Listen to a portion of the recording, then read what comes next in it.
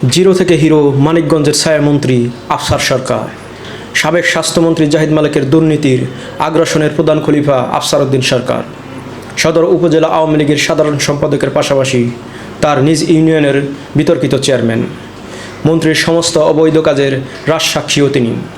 এছাড়া অবৈধভাবে শত শত কোটি টাকার মালিক হয়েছেন। প্রভাব বিস্তারের মাধ্যমে স্বাস্থ্য মন্ত্রণালয়ের সব ধরনের তদবির বাণিজ্য, চাকরি বাণিজ্য, বদলি বাণিজ্য, থানা নিয়ন্ত্রণ, বালুমহল ঠিকাদারি, দখলবাজি, চাঁদাবাজি, টেন্ডারবাজি, মাদকসহ এমন কোনো সেক্টর নেই যেখানে তার সম্পৃক্ততার হাত পড়েনি। নামে বেনামে ফসলি জমি থেকে শুরু করে অডেল জায়গা সম্পত্তি রয়েছে তার। দেশে বিদেশে রয়েছে বিলাসবহুল বাড়ি গাড়ি ও ব্যবসা। জাহিদ মালেকের অনিয়ম আর দুর্নীতির অঘোষিত ছায়ামন্ত্রী হিসাবেই নিজেকে আবিষ্কার করেছেন আফসার সরকার। জাহিদ মালেকের পিতা এরশাদ সরকারের শাসনামলে ঢাকা সিটির প্রয়াত মেয়র কর্নেল আব্দুল মালেকের অনুসারী ছিলেন আফসার। স্বাস্থ্যমন্ত্রীর সঙ্গে মামা ভাগ্নের সম্পর্ক ছিল তার। সেই সুবাদেই জিরো থেকে হিরো হয়েছেন। তবে ছাত্র জনতার গণ অভ্যুত্থানের পরপরই সপরিবারে পালিয়েছেন এই দাপুটে নেতা। গড়পাড়া ইউনিয়নের ঐতিহ্যবাহী বাংলাদেশ হাটে প্রবেশ করার মুখেই পড়ে আফসার সরকারের 5 তলা বিশিষ্ট বিলাসবহুল বাড়ি। আলিশান এই বাড়িটির বেশিরভাগ কক্ষই দিয়েছেন ভাড়া। এরপর বাংলাদেশ হাট থেকে কিছু দূরে গ্রামের বাড়ি ডাউলি এলাকায় গিয়ে দেখা যায় 3য় তলা বিশিষ্ট আরেকটি বাড়ি। বাড়িটি কয়েক বিঘা জায়গার ওপর নির্মিত।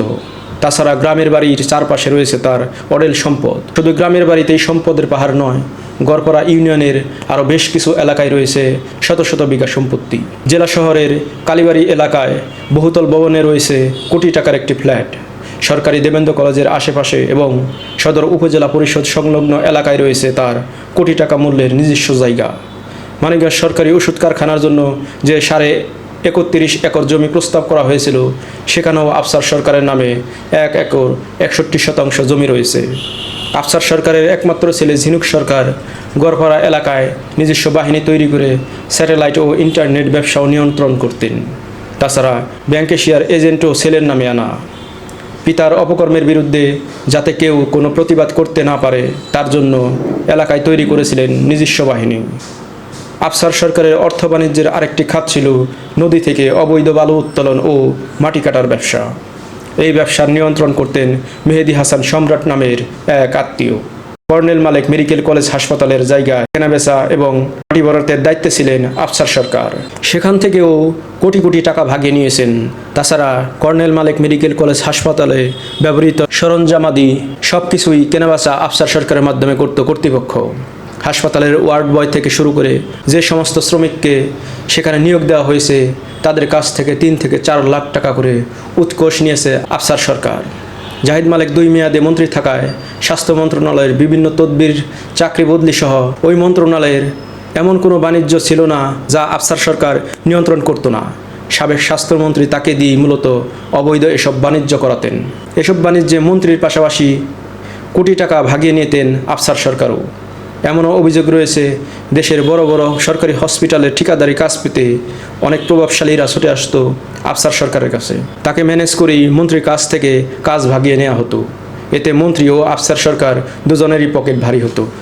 মানিকগঞ্জ বাস টার্মিনালে গণপরিবহন থেকে মাসে প্রায় 15 কোটি টাকার চাঁদাবাজির একটা অংশ আফসার সরকারকে দেয়া হতো। এছাড়া আফসার সরকার মন্ত্রীর প্রভাব খাটিয়ে মানিকগঞ্জ সদর এবং সাটুরিয়া থানা নিয়ন্ত্রণ করতেন।